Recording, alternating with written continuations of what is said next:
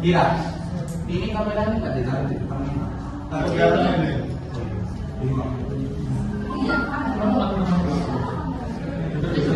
Kamera di sana, lambaikan kamera. Oh udah. Ya ya. Ayo, kamera. Action. Rolling action. Assalamualaikum warahmatullahi wabarakatuh. Good morning, everyone. Good morning. Today we're going to present non-verbal and verbal communication with Group 1 and Group 2. For the first talk, please Group 2 come forward and give the presentation.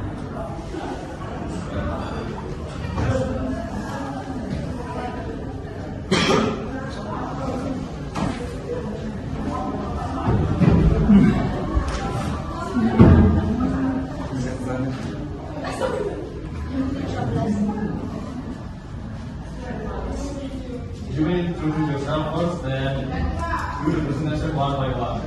Okay? Understand? Why is it so many? Assalamualaikum warahmatullahi wabarakatuh. Waalaikumsalam warahmatullahi wabarakatuh. Good morning, everyone. Good morning. We are from Group 2, and we will present about our topic non-verbal communication. First of all, let us introduce ourselves. My name is Purpadina Saraswati. My name is Nadia Purpadina. My name is Rika Asdiana. My name is Arana Asdayan. My name is Sohib Bidantara. My name is Atta Maulana. My name is Muhammad Firmansyah. My name is Ahmad Al. My name is Indira Nika. My name is Arjuna Lafi. My name is Amanda Nova. My name is Ramanda Dria. And my name is Safira Sasana. Okay, first, the definition of nonverbal communication. So, what is nonverbal communication? Nonverbal communication, also known as visual language, is the process of sending and receiving messages without using words, either spoken or written. It includes gesture, facial expression, body positions, as well as unspoken understanding, presuppositions, and cultural or environmental conditions that may affect interaction between people. Next, the importance. Second, importance. Non-verbal communication constitutes about 2/3 of all communication and can convey messages through body signal and gestures. These include physical features and both conscious and unconscious signals. If body language conflict with verbal communication, it can lead to misunderstanding. Paying attention to both forms can overwhelm listeners, as they struggle to process them together. However, failing to consider nonverbal cues might cause individuals to miss up to 60% of the message. Nonverbal communication significantly impacts first impression, from within 4 seconds of meeting someone. During this interaction, people use all 5 senses, focusing mainly on sight. Many indigenous cultures incorporate nonverbal communication in teaching children their cultural practice. Nonverbal cues are always present in communication, making them crucial for effective exchange. They also exist in written forms like emails and social media, where elements like font chains and emoticons can convey nonverbal message. Additionally, Non-verbal behaviors can serve as a universal language, understood by people across different cultures. Next is history of research. Research on non-verbal communication began in 1872 with Carlos Darwin, who stated that facial expression originally served survival function and later evolved into a means of communication. However, this research was in the early 20th century due to the rise of behaviorism.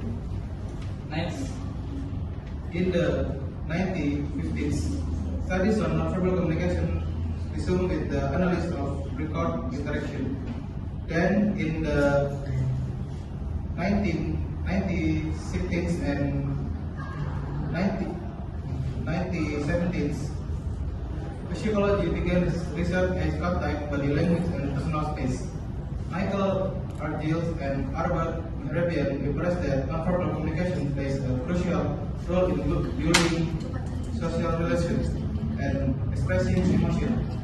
Overall, nonverbal communication is essential in human interaction, helping to control emotion and reinforce spoken message. Okay, next, first impression in nonverbal communication. A first impression is formed in just 1/10 of a second, according to a study from Princeton University. This brief moment is enough for people to judge several attributes such as attractiveness and aggressiveness. Nonverbal communication plays a crucial role in this process, as visual cues often create lasting perception. Next slide. First impressions are powerful and often difficult to change. They shape long-term perception and influence social, professional, and personal relationships. Negative impression can arise from nonverbal cues and personal characteristics, while positive impression often stem from confident body language and a polished appearance.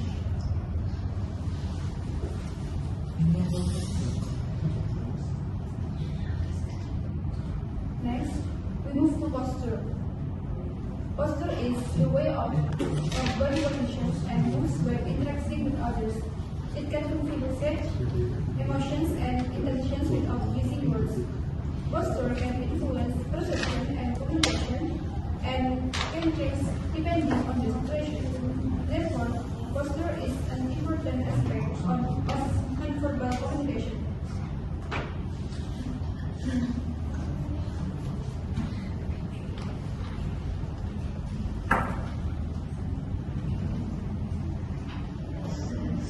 Next slide. There are many types of postures that can be used to convey messages, such as slouching, standing upright, open legs, dressing jump, forward shoulders, and crossed arms. And then after that we have clothing. Clothing is one of the most common forms of nonverbal communication. The types of clothing that an individual wears could express about their personality, background, and financial status in a nonverbal way, and how others will respond to them. An individual's clothing style can demonstrate their culture, mood, level of confidence, interest, age, authority, and values or belief. Next, please. Here are some of the examples. You can see through based on their uniforms, there are different type of job. The first and the second, in English, we could just say it teacher, but the first one in Indonesia, usually we call it ustad, and then the second one we have teacher, and then the third one we have chef, and then the last one we have police. Next is gesture of nonverbal communication. Nonverbal communication gestures are physically movements that convey messages without words. These gestures can express emotions, reinforce spoken communication, or replace words entirely. Each commuter may interpret the gestures differently, so understanding context is essential in nonverbal communication. There are common types of gesture in nonverbal communication. First is emblems, gestures that have a specific meaning in a culture, such as thumbs up for approval or a peace sign. Second one is illustrators and movements that accompany speech to emphasize a point, like pointing while giving directions. The third one is regulators, gestures that help control conversations, such as nodding to encourage someone to continue speaking. And the fourth is affect displays, facial expressions or body movements that show emotions, like smiling when happy or crossing arms when defensive. So the next is type of non-verbal. The first one is facial expression. Facial movement and expression convey a wide range of emotions, including happiness, sadness, anger, surprise, and more. Next. For the rest of the group, please prepare 2 questions for after we are presenting. Next is body language. Body language involves the use of gestures, postures, and movements to communicate message. And the next is gestures. And movement and gestures are used to emphasize or complement verbal communication. The last one, eye contact. The level and duration of eye contact can convey various messages such as attentiveness, sincerity, or confidence. And the next, tone of voice. The pitch, tone, and volume of the voice contribute to overall message. Next is touch. Physical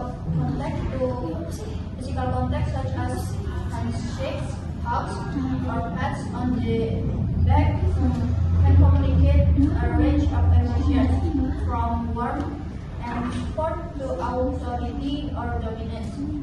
Next is posture. The way individuals position their body can convey confidence, or defensiveness. The last one is proximity. The physical distance between individuals during communication can communicate social norms, intimacy, or personal boundaries. So, nonverbal communication is the transmission of message or signal through a nonverbal platform such as eye contact, facial expression, gesture, posture, and the distance between 2 individuals. I will give you an example in workplace. So, when we have made an agreement with the investor, there will be a handshake as a sign that both parties have agreed with the decision that has been discussed. And next, example in personal life. When we see our lecturer outside of class, we greet them with a smile as a sign of respect. Okay, the next is across the cultures. Nonverbal communication, like gestures and posture, carries precise meanings similar to speech but varies across cultures. Differences in communication preference, like silence in China or multitasking in Italy, can cause miscommunication. Some cultures, like Japan, use gestures and pose to represent respect. High context culture rely on nonverbal cues and tradition, while low context cultures focus on direct verbal communication. Next, across culture, including gestures, and often difficult to change. They save long-term perception and influence social, professional, and personal relationships. Negative impression can arise from nonverbal cues and personal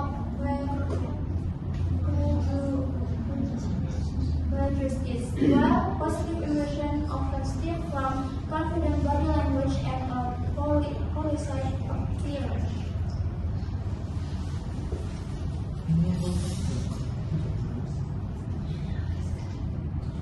Next, we move to posture. Posture is the way of body positions and moves when interacting with others. It can convey message, emotions, and intelligence without using words.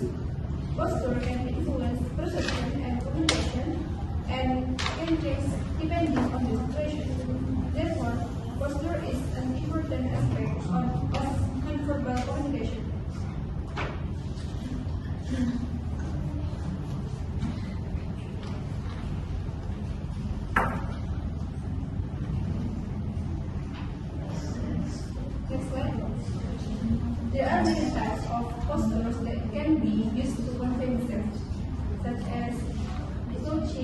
standing upright, open legs, dressing jump, forward shoulders, and crossed arms.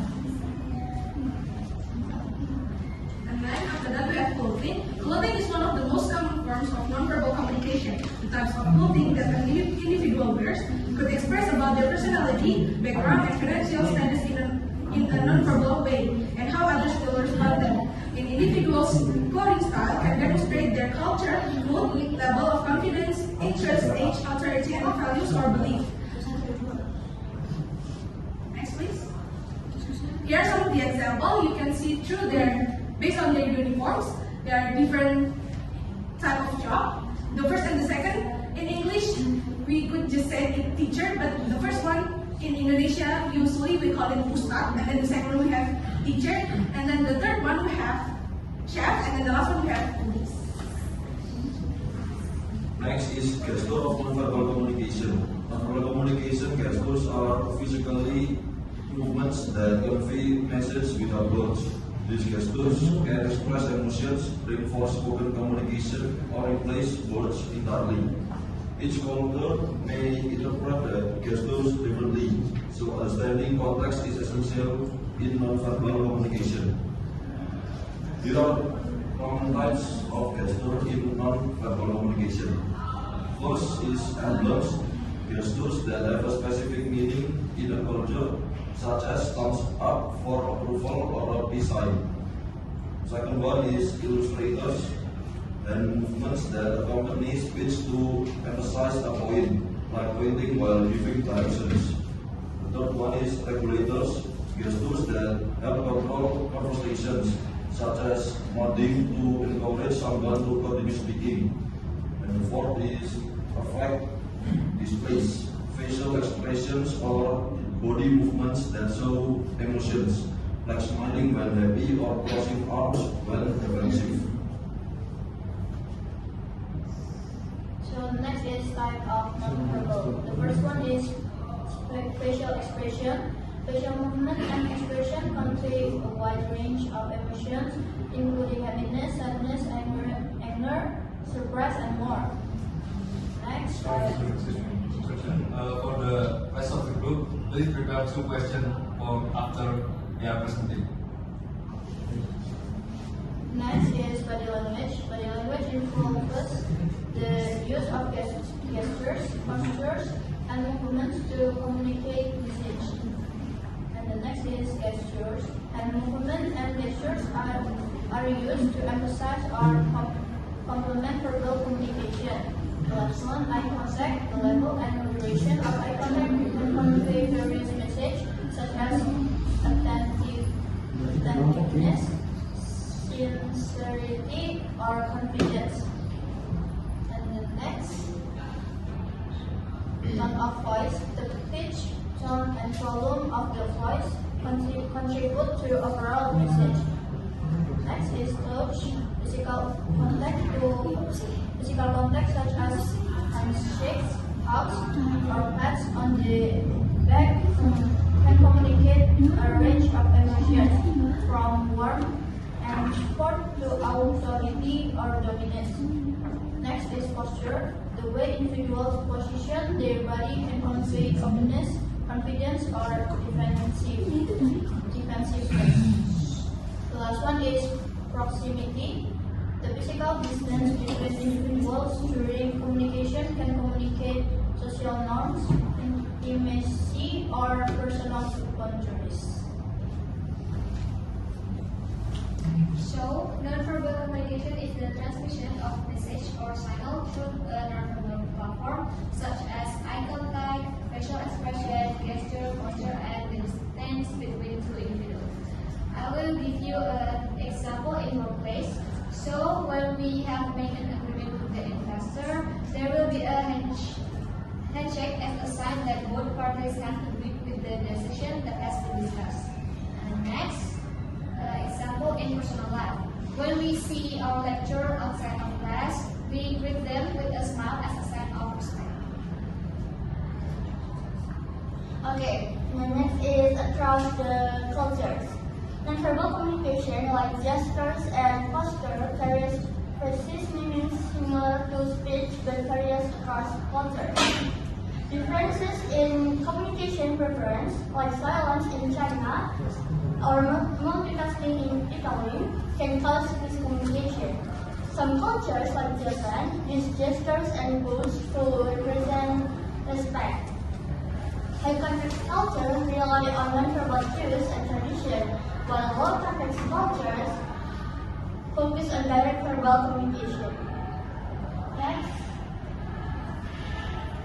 across culture, including gestures like pointing, like From the group 2, they have presented about non-verbal communication. Now, from the group 1, you might ask a question that you have prepared. Okay, Alia. Can you guys give us example of direct example of the non-verbal communication maybe in our class, just like as Alien Act 1?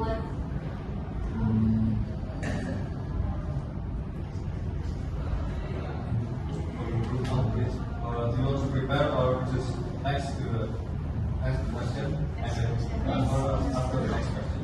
Okay. This word, remember the first question and prepare. Okay, next question we're going to be asked. No one? Okay. What is the most powerful non-verbal communication? Can you repeat that one, please? What is the most powerful non-verbal communication? Based on your opinion.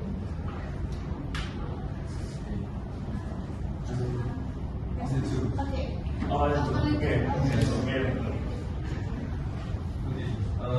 Since the time is limited, please answer as you can answer.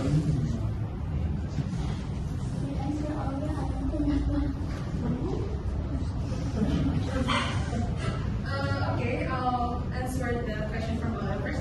Maybe in our daily class, sometimes you ask your friend to give your eraser maybe, or maybe their pencil. Sometimes you don't need to say, correct, borrow your pencil please. You just need to.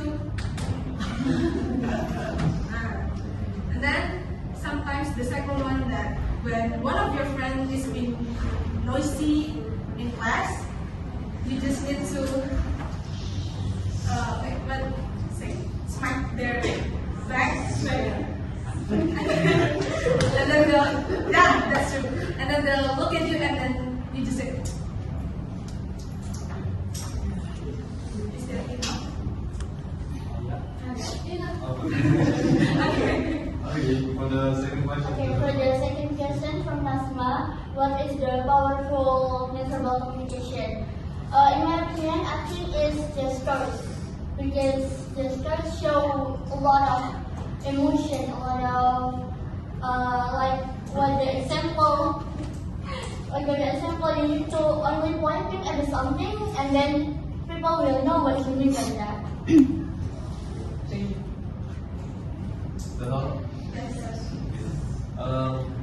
For now from the group 2. So after the group 2, we have the group 1. Group 2, please talk and group 3.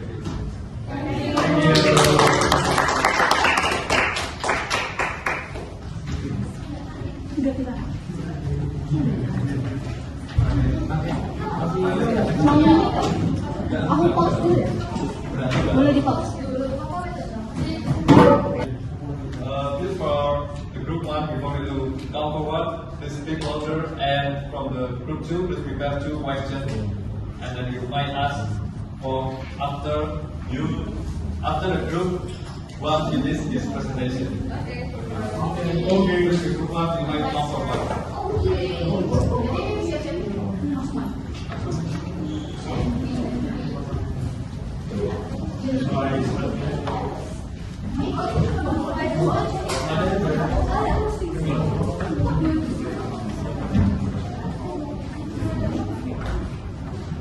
Same as the previous group, please introduce yourself first and present it one by one. And don't forget to speak louder. Okay, in this case, if there is a lot of text, you try to not read it out of them. Do not read out of them, and please make it simple and understandable. Okay. Because we have limited time. Okay. Thank you. Bye.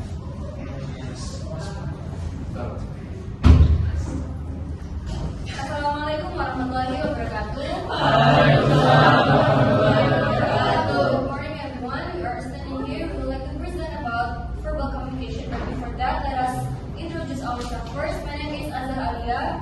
My name is Zaman Nabila. My name is Muhammad Rafianto. My name is Ahmad Alam. My name is Masad Bishananda. My name is Nawada Lakmana. My name is Katie Sigamandari. My name is Elita Anita. My name is Frida Mariam. My name is Natma Sarjandani. My name is Lauren Shapuri. My name is Arabia Yadid. And let us start our presentation. Okay, the first definition for verbal communication is the process of conveying message or information through words, both orally and in writing, with the objective of conveying ideas or information to others. Okay, the next one is why verbal communication is important. Verbal communication is important for sharing ideas, expressing emotions, thoughts, and building relationships. It helps avoid misunderstanding and allows quick feedback. In work and school, good communication improves teamwork, learning, and problem solving. It also helps in public speaking and resolving conflicts. The next one is the difference. Verbal communication use words, while non-verbal communication use body language, gestures, and facial expressions. Talking and writing are verbal, while smiling and hand movements are non-verbal. Verbal is clear, but non-verbal adds emotion. Both work together to help people understand each other better. The next is language as a tool for communication. How language is used in verbal communication? The answer is language plays an important role in verbal communication and it serves as a tool for conveying thoughts, emotions, and information. That means language in verbal communication acts as a bridge linking between the speaker and the listener, enabling them to share and understand each other's ideas, emotions, and intention. The next one is tone and intonation. Writing are verbal, while smiling and hand movements are non-verbal. Verbal is clear, but non-verbal adds emotion. Both work together to help people understand each other better. The next is language as a tool for communication. How language is used in verbal communication? The answer is language plays an important role in verbal communication and it serves as a tool for conveying thoughts, emotions, and information. That means language in verbal communication acts as a bridge linking between the speaker and the listener, enabling them to share and understand each other's ideas, emotions, and intention. The next one is tone and intonation. In verbal communication, tone and intonation of voice have a significant role in delivering messages. It can affect how listeners interpret the meaning of the messages. Tone helps to show the emotion of the speakers, and also good intonation helps to deliver the messages clearly and avoid the misunderstanding. In summary, tone and intonation are essential in conveying the full meaning of the message. The next is clarity and articulation. In verbal communication, speaking clearly and articulating your words is essential to ensure that your message is easily understood. Poor articulation can lead to misunderstandings, while clear speech helps the listener grasp your ideas without confusion.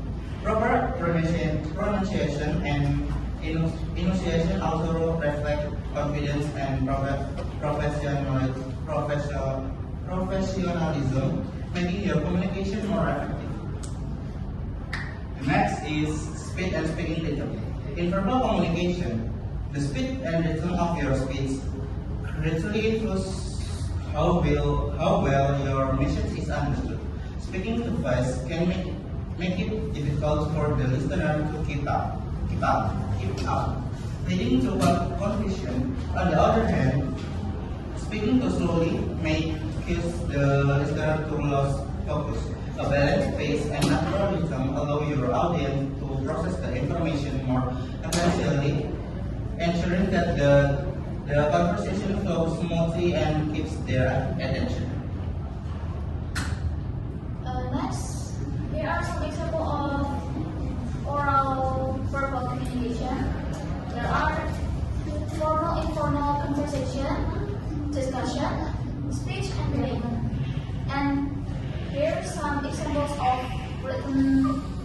informal communication. There are letter, electronic mail, and text messages. And the next is formal and informal communication. We use formal communication in the formal situation. For example, in the meeting, presentation, or speak with our boss, or people that older than us. And informal communication that have more good structure and more flexibility than informal communication. Besides that, can use to receive a purpose like agreement in the business project. And